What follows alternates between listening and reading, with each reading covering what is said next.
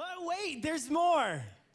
I don't know about you, but I felt myself saying that way too often at Thanksgiving. Like I'd be loading my plate and be like, wait, there's more. There's more. And then afterwards, there was more. And so it was a great Thanksgiving. I hope your Thanksgiving was well. I hope you had fun with whether it was friends or family. We are excited that you are here today. My name is Rylan. I'm the youth pastor here, and I get the honor and privilege of leading your crazy teenagers each and every week with an incredible team. So love doing that. I'm excited to speak today. I got a message entitled New Kicks Who Dis. Now that is a title written for the Gen Zers in the room.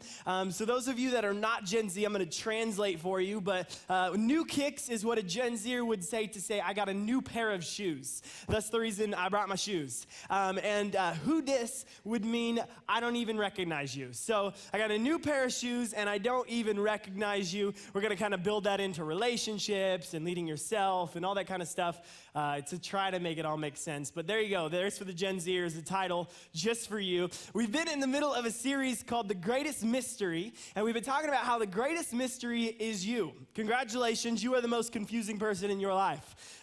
So we're even talking about how to lead that. How do I walk through leading myself? If I'm the greatest mystery, what do I do? How do I lead myself? And we've kind of been using Romans 7 as a framework of asking a question, man, I don't get this thing. And here's what it says in Romans 7. It says, I don't really understand myself. For I want to do what is right, but instead I don't do it. Instead, I do what I hate. And I did add a word in there, but I don't understand myself. I want to do what's right, but I don't do that. Instead, I do what I hate. And we can agree, we say this statement often in our life, where we find ourselves in moments where we say, I want to do what's right, but I just don't do it. I said this at Thanksgiving. I want to do what is right, but I keep hosting Thanksgiving at my house. I don't know why I keep having everybody over. 182 people in my living room. I'm not going to do it next year. And then next year, I want to do what is right, but I don't do it, you know? Or I found myself saying this as I was putting pie into my mouth for the third time, right? I want to do what's right, but I just don't do it, right? You're like, just stop eating pie. Yeah, that would be right. But we find ourselves saying this statement all the time. So today, what we want to do is, in an effort to lead ourselves, we want to ask this question, say this statement that Paul says in Romans in the context of relationships, in the context of people around us, our peers and our coworkers, our friends, our family, our kids. I want to do what is right in my relationships, but instead I don't. In fact, I do what I hate. Or maybe for some of us, it's I want to do what is right, but I don't even know what is right when it comes to relationships. How do I lead myself in my relationships? What does that look like? And so we're going to use a passage out of Proverbs, written more than likely by Solomon, who's speaking wisdom to tell us, hey, use this as an idea of reflecting on your relationships. And here's what he says in Proverbs chapter 27. He says, a mirror reflects a man's face. A mirror reflects a man's face. I got you guys. Here we go. There you are. Okay. Mirror reflects a man's face, but what he is really like is shown by the kinds of friends he chooses. So just as a mirror shows my reflections, your friends will show what you are really like. Another way of saying it is show me your friends and I'll show you your future. Okay, call and response? Nope. All right. Show me your friends and I'll show you your future. And I love the idea of a mirror because we've all used a mirror, okay? You've all used one of these, and if you didn't, we can tell.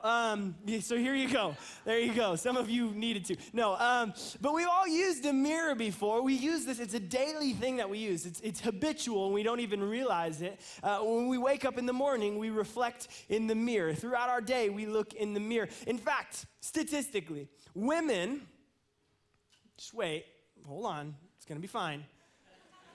Look in a mirror on average 38 times a day. 38 times a day you look in a mirror on average. Husbands, stop nudging her and telling her it's more. That's not right, okay? Men, you look in a mirror on average 18 times a day, right? That shocked me. I didn't think that was true until I started thinking about it. And like, we look in mirrors more often than we think. When we wash our hands, we're looking in a mirror. If you use the bathroom in the kid park, you're looking in the mirror while you're going to the bathroom. It's weird. I don't get it. But we look in the mirror all the time, and it's just a part of our habit. I got to tell you, when I was single, I just appreciated the product that my wife presented when we went out, right? So the product of her looks, like I loved it. I mean, it looked good, okay? That's why we're married. But that's not the only reason. But I just appreciated the product. Now that I'm married, I appreciate the process. I mean, it is a process. She gets up before me, well before me, all to put in work towards the product. I mean, I get up 10 minutes before it's time to go, and I'm good, okay? But she's working on it. It's a process, and it takes maintenance. You don't just look at the mirror in the morning and call it good. You can't expect what you put in 1 hour in the morning to last all day without reflecting on it. In the same way, you can't expect what God puts in your life in 1 month.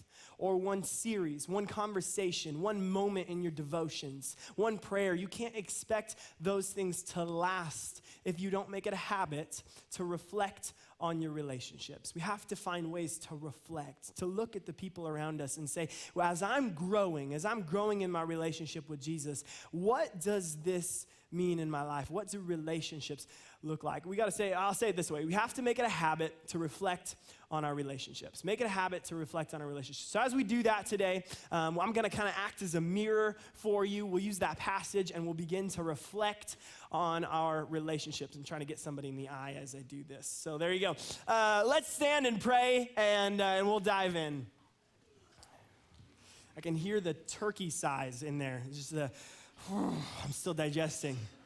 Come on. Dear Jesus, we thank you for today. We thank you for an opportunity to dive into your word, to reflect on relationships, to really find out what you've called us to do when it comes to relationships and how to live. God, I pray that you would give us ears to listen to your word, to let it sink into our heart. But God, more importantly, let us do something as we walk out of here. For all of this time would be useless if we didn't do something, if we didn't act upon it. So God, touch our feet to respond today. We love you and we thank you for all that you do. In Jesus' name, pray. Everybody said? Amen. Come on. Well, I got to tell you, I have been here for about 7-8 months here in Montana, and my wife and I are loving it, and we've made some incredible friendships since we've been here. Montanan people are very hospitable. That is awesome about you, now me. So I'm trying to adapt that, but when we were in Seattle, I mean, it's kind of hard to make friends. Not everybody goes out of the way, but we've made some great friends, and 2 friends that I've made since I've been here. One of them is Harrison. Harrison actually runs all the lights here. He does a great job. And then another one is Brent. Brent serves and leads in our young adults ministry, and they've just been great friends because we all share the love for shoes. In fact, Harrison and Brent didn't know each other until we all found out we love shoes together, and so now we're all friends because we love shoes. So I love shoes. I don't know what it is, but I love a good pair of sneakers. In fact, these are Harrison's because he's got way cooler shoes than I do, and I guess a bigger budget than I do for shoes. But these are Harrison's, and he said, you can look, don't touch, but I'm the youth pastor and we break a lot of rules. And so I love a good pair of shoes. And I don't know what it is. Maybe it was when I was young, but so I brought some of them because we're going to kind of use shoes as an analogy. I'm not just trying to get on preachers and sneakers. That's not what I'm doing up here. But I want to use them as an analogy because I love shoes and I think they can be a good illustration for our growth. I think it was when I was a kid as when my fascination started. I remember my first pair of shoes that I loved. They were, now you may remember these, and we're trying to forget them, but they were a pair of brown Etnies skate shoes. Does anybody remember the Etnies skate shoes? They were rough, okay? They were like 10 pounds per shoe, right? Because they were so big. The tongue on the shoe was like the size of a pillow. It was huge. Like these were just obnoxious big shoes, and they were so cool. I don't know why, but they were so cool, and I loved these. So I got a pair of Etnies when I was a kid, and I love these shoes, but when you're a kid, your feet grow quick. And I remember I outgrew these fast, but I didn't want to give them up because they were like my favorite shoes. They were the coolest shoes I'd ever worn. And so I refused. So I would like force my foot into these little shoes and like be walking through school with my toes all curled and like, oh, but I love them, you know? And just trying to commit to these shoes. And I remember like in the back of the class just trying to kick them off and be like, it stinks. I'm like, that's my bad, I'm sorry. And so I just wouldn't give them up. Even though I had outgrown them, I continued to wear them because they were my favorites, even though they didn't fit. First question as we reflect on our relationships is, do these relationships still fit? Do these relationships still fit? Because how silly would it be if I came up here with a size 7 boys shoes, okay? Some of you guys are like, I still wear a 7. All right, but size 7 boys shoes, and I tried to force my foot into this. That's uncomfortable, okay? You would be uncomfortable looking at it. Like it just wouldn't be right. In fact, that's what happens with our relationships, though, sometimes, is we grow. As we're growing on the inside, as our spiritual growth and our growth in our family, what we will soon realize is the relationship we have are too small, and we are beginning to outgrow them, that they may not fit anymore, and they become uncomfortable. And it can also be uncomfortable to address them. In fact, some of you, as I started talking about relationships, you're like, but do we have to? I don't really want to, because I love my relationships. I love them. They're my favorites. And I think a lot of times we fall trapped to saying, these are my favorite, though. These are my favorite. These are my favorite people to hang out with. These are my favorite people to go on vacation with, okay? They are so fun. This is my favorite person to vent to because they just get me. They just get me. And I can just spew out, and they're like, yeah, you're so right. And you're like, yeah, I am. They just get, and they're my favorite. Just like my shoes, they can be your favorite. Sometimes we keep people in our life because they're our favorite, but we've outgrown them. We've outgrown them.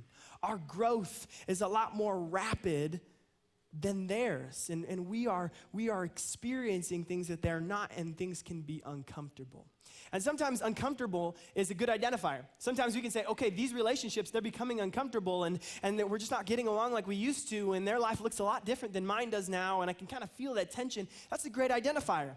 But sometimes we don't realize it. And sometimes we need to sit down and reflect on our relationships. So we need to think of different identifiers. And I have a few for you on that might say, hey, these don't fit anymore. If these identifiers are true, these relationships may not fit. Number one is, do they love Jesus? Do they love Jesus? Now, I'm not saying that you can't have friends that don't love Jesus. I'm not saying that at all. In fact, we'll get to that in a second. Nor am I saying that people in here that maybe this is your first time or you're still trying to decide what you believe, that we aren't going to be friends with you because you don't love Jesus. That is not what we're saying. In fact, your growth is also happening. The fact that you are here today is a representation of the fact that you are growing, trying to know what this whole life means and what God's really like. And so we're all growing. But if you have accepted Jesus into your heart and you're beginning the transformation process and you're letting the Holy Spirit guide you, what you will soon realize is that you will grow faster than those who have not experienced that yet. Not experienced that yet. Because what happens? Jesus comes into our life and the Holy Spirit begins to guide us through each and every decision and interaction and conversation. And what happens is we begin to grow faster than the people around us because they haven't experienced that. And so if the people in your life don't love Jesus, they may not fit in the near future, or they may not fit now. If you make one-time exceptions for people, that's another identifier. If you make one-time exceptions for the people in your life, say, well, I don't normally do this, but, it's Friday, and those friends are in town, or we're on vacation, they might not fit. Those people may not fit if they're causing you to make one-time exceptions. Or if relationships take priority over God and family. If your family and your relationship with God gets put on the back burner because of the people in your life, you may have outgrown them. They may not fit anymore. If it's more important to go out with the guys on Friday instead of helping set up for your kid's birthday, you may have outgrown them. They may not fit anymore. Another one might be if your language is different with one group than it is with another. If the person that you are at work is different than at home and is different than at church and is different than when you're out in the community, if those all look different, then you may have outgrown them. They may not fit in your life, the relationships that are causing you to be a different person. And the last one, probably my favorite identifier, not because it's a good identifier, it's healthy, and I think it's one we miss, is do the relationships exist to glorify you rather than glorify God? Do the relationships currently exist so that you can feel better and so that you can feel right? Or is it so that we can glorify God together? I don't need people in my life that say, Rylan, look at how great you're doing. Look at how great you're doing in youth and how you're doing and how, I don't need that. I need people that say, look at how God is using you. Look at how God is working in your ministry. Look at how God is working in your marriage and working in your home. That's what I need in my life. So I remember when my wife and I first were getting married, we were going through our pre-marriage counseling, and our mentor, friend to this day, he was telling us that the most important thing in your marriage, the purest form of love in your marriage is not that you can make the other person feel better, but that you can help them with their relationship with Jesus, that you can encourage them with their relationship with Jesus. I exist in my relationship with my wife to make her a better Jesus follower as she does for me. And that's the purest form of love, to help us love the one that created us and gifted us with this thing called marriage. That's why we exist, to love each other, but also to help each other love the Creator more. So those are some easy identifiers. An easy way to think of it is, as you grow, your people have to reflect your progress. As you grow, your people have to reflect your progress. I've been here for 7 months. Incredible growth. You'll often hear us say here at Canvas that we are in the middle of a miracle. It sounds cliche after a while, but it's really true. I mean, this is weird what's happening here. It's an anomaly, and it's exciting. We've had some incredible wins. In fact, a couple ones I want to celebrate. Can we just celebrate with some wins real quick? Can we do that? Last week, we had 65 people get baptized in water. How cool is that? That's awesome. That's so cool. That's growth. This year to date, we have 652 people that we have a name for and have followed up with that have given their life to Jesus. How cool is that? That is insane. But with all that growth comes an opportunity to say, do these relationships I have still fit? As I just got baptized, as I just gave my life to Jesus, as my family has begun attending, I need to take a second and reflect on my relationships, because as Proverbs says, they show who I really am. But sometimes it's hard. As I sit here and we say, okay, do these still fit? Does this one still fit? Maybe, I don't know. I don't want to do this. Why? Because we've invested. You've invested into relationships. There's a part of you that's invested into the people. People are different from things. Things can go and come, but people you've invested part of your heart into, you've gone on vacation with and spent time with. I remember when I was a bachelor, I wanted to be a good bachelor. Like, I wanted to be a good catch for my wife. I didn't want to be the husband that was playing Xbox with Cheeto dust in my chest hair, drinking Mountain Dew. I didn't want to do that. I want to know how to help. And so I said, when I have my apartment for 2 years, I lived on my own, I'm going to be good at this so that I'll be good at it when I'm married. And so I worked hard at it. I mean, I did my own dishes for the most part, okay? I cooked my own food, Kraft mac and cheese. Yep, really good at boiling water, okay? I cleaned the house, took out the trash most of the time, okay? It leaked, left it there, but I took it out. I even did my own laundry. And when I was a bachelor, doing my own laundry was easy, okay? It was super easy. Wash them, dry them, fold them. Wash them, dry them, leave them in a pile most of the time. Wash them, dry them, fold them, right? It was easy, but I found out that when you get married, there's a lot more that goes to doing the laundry, okay? There's a process. I found out that darks and lights, they can't be put together. I've just been dumping them in for years. I didn't know, they could be mixed, okay? I found this out. The lid to the little detergent, that's a measuring cup. I've been just eyeballing it for years. There's a process. The one that blew my mind the most was there is more than one way to dry clothes. There is what? I didn't know this. That's what its sole purpose is to dry clothes. How is there more than one way to dry clothes, okay? This is how I found this out. We were probably a couple months married, and it was like a Saturday, so we were just working on chores around the house, and my wife had started a load of laundry and then went to the grocery store, and I thought, you know what, I'm gonna be a helper. I'm gonna finish the load because it had ended while she was gone. I'm gonna finish the load. So what did I do? Same process I've always done. Wash them, dry them, fold them. Wash them, dry them. I'm gonna leave them in a pile later. Wash them. So I took everything out and put everything in the dryer. Then my wife came home, and she goes, honey, did you switch the laundry? And I'm like, yes, ma'am. You are welcome, girl. And I didn't say that really, but I'm like, yeah, I did that. And she goes, did you put everything in the dryer? And I'm like, where else is it gonna go, you know? I'm like, yes, honey. And she says, everything can't go in the dryer. I'm like, what? Where else is it supposed to go? And she goes, it's not gonna fit anymore. I'm like, it's not gonna fit anymore. Girls, you have like one thing that can go in the dryer, okay? It's like a sock from 1993, and it's got a hole in the big toe, okay? That could go in the dryer. Everything else is off limits, okay? I'm like, what do you mean? And she goes, it's not gonna fit. I'm like, it better fit. We spent money on that.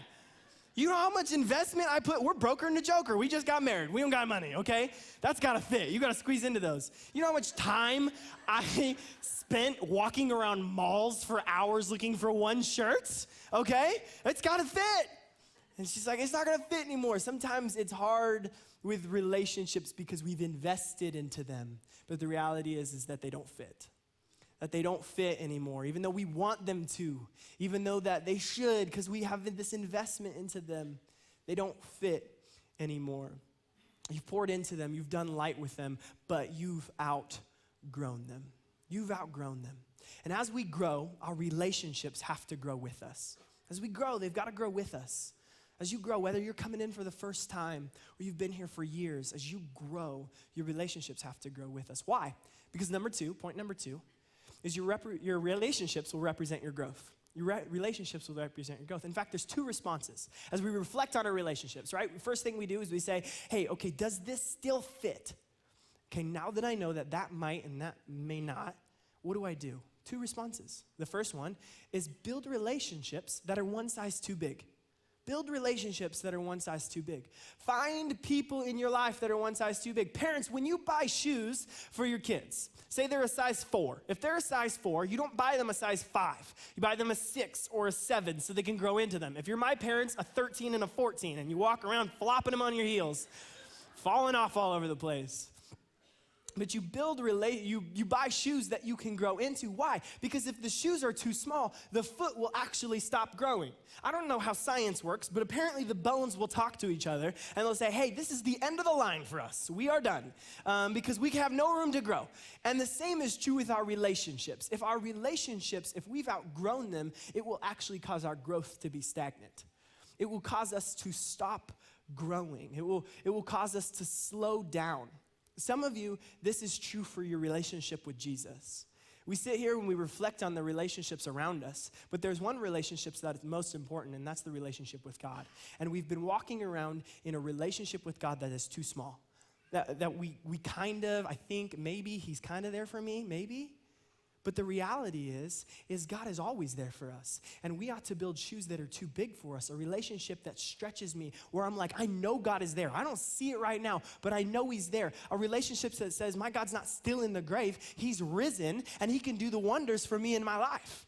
That's the relationship that I've got to have with God. And so some of us, we're going to sit here and reflect on the relationships around us, but maybe some of us here today need to reflect on our relationship with God and say, maybe it's one size too small. Maybe we need to have a relationship like the disciples, where they're on a boat and it's windy and it's stormy and it's gross and it's rainy. One of them falls in the water as he's trying to walk out there, and they get back on the boat, and even though they're soaking wet, which I don't know if you've ever been wet in clothes before, but like that's uncomfortable, okay? That is not my favorite. Somebody throws you in the pool, you're like, I don't like you anymore. Like that's not cool, okay? I'm wearing full clothes. But when you're uncomfortable, they're soaking wet and they're on the boat, and the first thing they do is worship him. They worship him while they're soaking wet. And they say, God, we still worship you. Even though that life is messy and the wind's blowing, I trust in you. To have a relationship that's one size too big. So we build relationships that are one size too big. 1 Corinthians, Paul's writing again. He's writing to the church in Corinth. This is the same guy who says, I don't understand what I do. He's trying to give coaching to people that are new Christians, people that just believed in Jesus, just have begun this journey. And here's what he says. He says, don't be fooled by those who say such things. Now, who's he talking to? Remember, he's talking to people who just began a journey. And he's saying, don't be fooled by those who say, who are those? Those are people who don't quite understand the gospel message. Those are people who don't understand the resurrection. You got to think, like, back then, that's weird. Like, I'm sorry, who raised from the dead? How'd this work? And they couldn't process it yet. And he's saying, hey, be careful. Be careful with those around you who don't understand it yet. He did not say cut those people out of your life. He said, be careful. Don't be fooled. And then he goes on to say, for bad company corrupts good character. In other words, as you spend time with people who do not understand how your life has been changed, you will quickly fall back into who you used to be. You will quickly fall back into the ways that you used to be. Your character will be corrupted because of their non-existent knowledge of what is true. As your life has become transformed, you'll fall back, you'll let your guard down and fall back into who you used to be. So be careful, be careful. Build relationships that are one size too big. Here at Canvas, we say this statement, lean into the wisdom of the wise. I love this statement. Find people around you that are wise, that you can lean into their wisdom. What does it look like, though? What does that look like? What are some relationships that are wise that you can lean into? Do they challenge your decisions? Do you have people in your life that you can go to and say, hey, I'm thinking about this. What do you think? And they won't just side with you, but they'll say, here's some good feedback. I need people that are constructive and they give me feedback. Do they hold you accountable? Do you have people in your life that will hold you accountable? Right now I have 5 friends, and we have a group text going way too often, and we FaceTime. You gotta know what that's like. You just like silence this right now. But we have this group text going all the time, and then we FaceTime once a month, and we go on a retreat once a year. And these guys we hold each other accountable. And I gotta tell you, sometimes they are not nice about it, okay? They are like ruthless, and you're like, ouch, okay? But I need that. I need people that will hold me accountable. And this just isn't for young people. Everybody needs somebody that they can go to challenge decisions and hold people accountable. Do they speak life and encouragement? Do you have people around you that are just negative and they're bringing you down and everything's, or people that are speaking life and encouragement in your situation? Here's my favorite. Do the people around you side with your emotions, or do they challenge them? Side with your emotions or challenge them? I think we want people that side with our emotions, if we're honest, right? Because we love it when we can just vent and people are like, yeah, that's so right. And you're like, I know, right? Like, I just feel so angry. And they're like, yeah, you're so right. And you're like, yeah, thank you. That's what we want. And you're like awkward right now because you're like, yeah, he's right, okay. But that's not what we need. I need people that say, dude, that's not you. Stop acting that way. Stop being like that. That's not who you are. I need you to challenge my emotions. Have they been down your road before? Have they experienced what you have experienced? This is why we create life groups. This is why you should get in a life group, because a life group is specifically built for you to have do life with people in a similar situation as yours. Whether you're newly married or newly have kids, or you're empty nesters, or your kids are in high school and it's so confusing. Trust me, I work with them all the time. Do you have people around you that have walked down your road before? Get in a life group. This is also why we build serving teams. This is why it's important to serve, because as you serve, you will see other people lead, and the way that they lead challenge you to lead better. I love my youth team, but they challenge me in a good way. But they challenge me. Sometimes I'm like, I'm the boss, and I need it though. I need them to give me feedback and to be real, because it helps me grow. They become relationships that are one size too big. Maybe for some of you, you watched baptisms last week and you're like, that's incredible. I want to do it, but I don't know. And you need to just find somebody that just got baptized and say, what was it like? Were you nervous? Was the water warm? That's the important question, right? What do you feel like now? Was it exciting? How do you feel? Ask, who do you want to be in 10 years?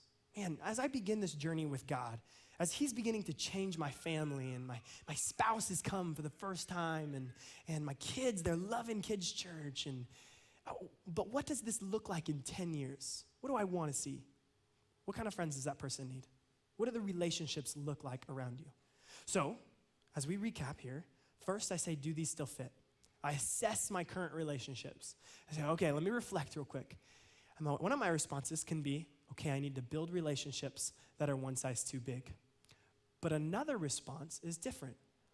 But right about now, you're feeling a tension. And the tension is important. Tension was created on purpose. And that tension is, what about my friends I have now? What about the people in my life that I have built great relationships with that don't know Jesus, that they haven't experienced this yet? What do I do about that? Like, am I just supposed to cut them off? Shouldn't I be there for them to help them learn who Jesus is? What about family? I can't get rid of them, right? I can't just drop my kids off at kids' church and never pick them up again. Please don't do that. I had Thanksgiving over, and people are coming into my life and into my house, and they don't understand the ways that my life has changed over the last several months. What am I supposed to do about these things? Maybe for some of you, you're saying, I don't have time.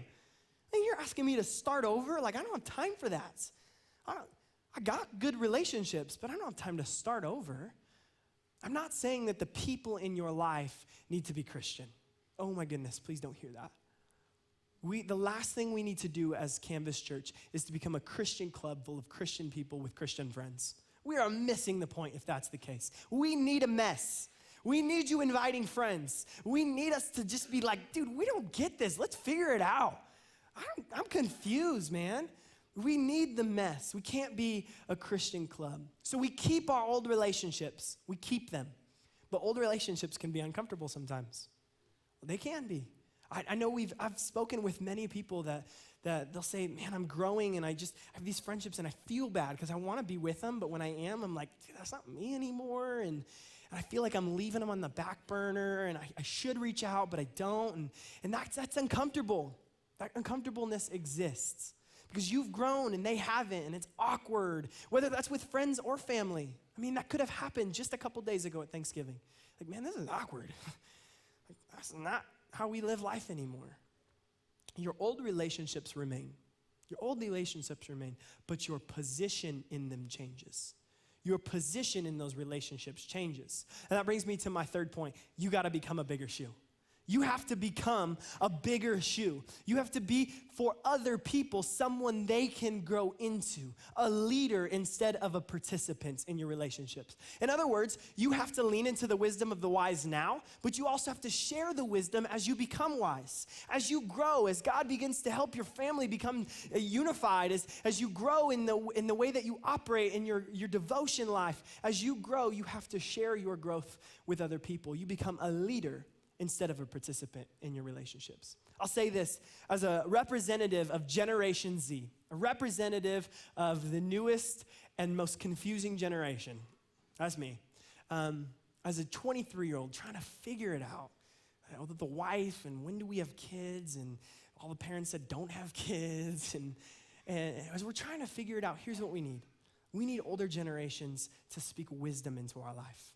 We need you to take us out to coffee, to invite us over to dinner, to have us out. I mean, we'd have you over to our apartment, but we want to go to your house, okay? We want you to share your wisdom with us. We want you to share what was life like. What have you learned? That's what we want. Younger generation, you need to listen to that wisdom. You need to listen to it. As they begin to share wisdom, don't close off your heart. Listen. And younger generation, we might get our feelings hurt. That's our fault. But we will do our best to lean into the wisdom of the wise. And sometimes we think this just means the older generation. Senior saints, we love your wisdom, but there's some other of you in the room that you're starting to gain wisdom. Dare I say middle-aged people, okay? I'm sorry. We want your wisdom as well. Those of you you have kids growing up, we want that wisdom. So spend time, talk to the younger generations. Talk to the younger generations. We have to become a bigger shoe. There are friends around you that you've outgrown, but they still need Jesus. They still need Jesus. They still need to be a part of your life. Your relationship changes as you lead them. Remember, leader instead of participant, but you lead them not just by an example, but showing them the transformation that's happened in your life and watching it begin to develop in their life. I love that Jesus did this. Jesus was the example of leader instead of participant because he came to the earth as a man, 100% man, but also 100% God. And he came to the earth and he hung out with everybody, okay? And as he walked around, he didn't just hang out with church people, okay? He didn't just hang out with people who went to church every Sunday and had the Bible app on their phone with the notifications. That's not who he hung out with, okay? He hung out with people who needed to understand who he was, needed God in their life. And a lot of times, church people got mad at him. The Pharisees would be like, dude, what are you doing? Why are you hanging out with them? Don't you know what they've done? Are you serious? One of my favorite stories, it's out of Luke 19, is Jesus is getting ready to come into a town, and the people there, all the Jesus followers, all the church people, they find out Jesus is coming, they get really excited. So like, let's throw a parade. Of course, I'm paraphrasing here, Luke 19. And they say, let's throw a parade. And so they gather everybody and they're like, yeah, Jesus is coming, Jesus is coming. He starts coming down the road and they're like, yeah. And he's on a float, I don't know. And they're like, yeah, Jesus is here. There's this guy in the back. His name's Zacchaeus. And Zacchaeus is just a guy, just been living life for himself. Just been trying to make it. Just been grinding, trying to get some money, not doing it in the right way, but he's just been living life for himself. And Zacchaeus doesn't know who Jesus is. Zacchaeus, this is new to him. He's not a church person. And he sees everybody gathering around, and they're all like, yeah. And Zacchaeus is in the back. Now, Zacchaeus is vertically challenged. Some of you can relate to Zacchaeus. And Zacchaeus is in the back. He's like, what's going on? What are they doing? And he tries to get up there to see, but all of the church people have crowded around Jesus, and they're like, Jesus. And they're so focused on their relationship with Jesus that they forgot that there's people behind them who have yet to experience him. And they left Zacchaeus in the dust, people who have not grown, people who have not experienced transformation. They left him in the dust. So Zacchaeus climbs a tree, which has got to be weird in the Bible because there's no pants. So just, I don't know how you read the Bible, but when I read the Bible, Zacchaeus climbs a tree, and that story's ruined for some of you guys. He climbs a tree, and he's sitting up there, and he's trying to figure out, who is this guy? And Jesus is walking down the road, doing the princess wave, and he sees Zacchaeus, and he goes, hey, let's go to dinner. Takes him out to dinner. And Zacchaeus' life is forever changed. But can I tell you something? So often, we become the crowd. We become the crowd. And yeah, we're growing. And yeah, there's people in the crowd that are helping us grow. And those people are great. But we left relationships behind us that we could have brought along with us.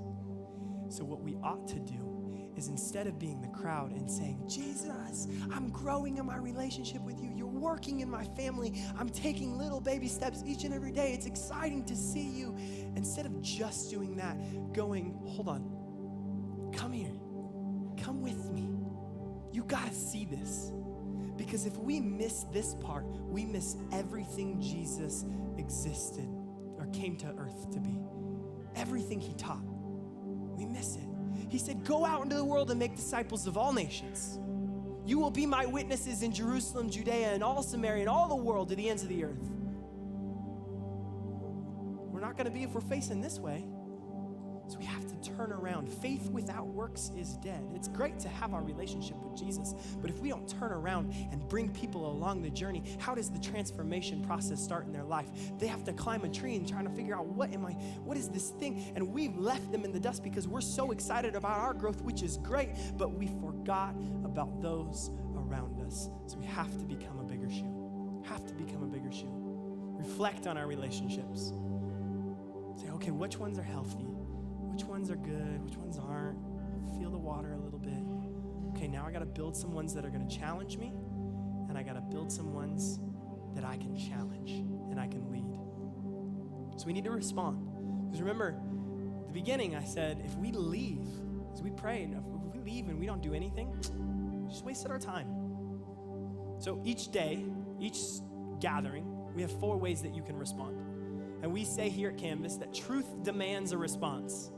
As we speak truth, God's word, this is undeniable truth, it demands a response. And we can choose to harden our hearts and say, not for me, I'm good. Or we can say, you know what, I can change a little bit. And 4 ways that can be. Number 1, I give my life to Jesus. This is the best decision you will ever make in your life. This is the moment where growth happens rapidly and where this process begins for you. Maybe for some of you, you need to say, I need God to identify which relationships I've outgrown. Which relationships are starting to feel a little tight and uncomfortable. I need those to be identified. Maybe for some of us, we need to say, I need to seek out relationships that challenge my growth. I need somebody to take me out to coffee. I need to ask somebody to take me out to coffee. I need somebody to challenge me. Or maybe finally, my position in my relationships needs to change from participant to leader. Participant to leader. So now we respond. Will you stand as we pray and wrap up? God, we thank you for the ways that you're working in our lives. God, is something so practical as relationships.